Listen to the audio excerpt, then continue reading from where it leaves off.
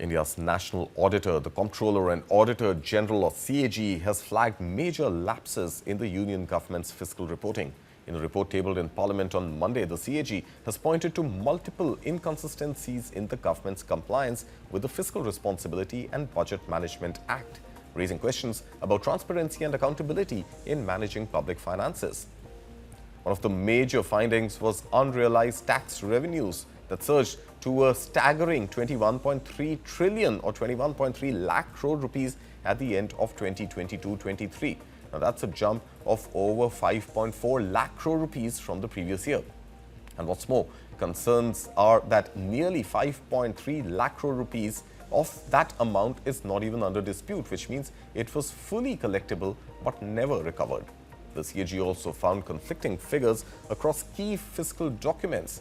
The union government finance accounts estimated the fiscal deficit at 17.56 lakh crore rupees for FY 22-23, while the budget at a glance for FY 24-25 showed a lower figure of just 17.38 lakh crore rupees, a gap of 18,000 crore rupees.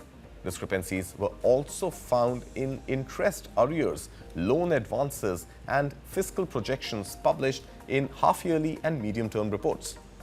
Now, in the case of loans to state and union territory governments, the number didn't add up either. The receipt budget listed arrears at 1,705 crore rupees, while the finance accounts showed a much higher 4,867 crore rupees.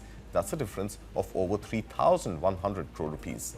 Even estimates for non-tax revenues varied sharply from 2.7 lakh crore rupees in the medium-term fiscal policy to 5.76 lakh crore rupees in the annual financial statement.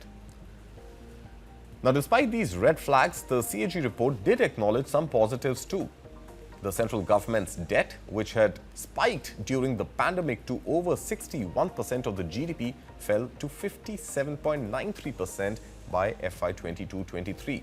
The debt sustainability indicator was also reported to be in a healthy zone. However, the ratio of interest payments to revenue receipts rose marginally to 35.35%, which means over a third of the government's revenue goes just into paying interest.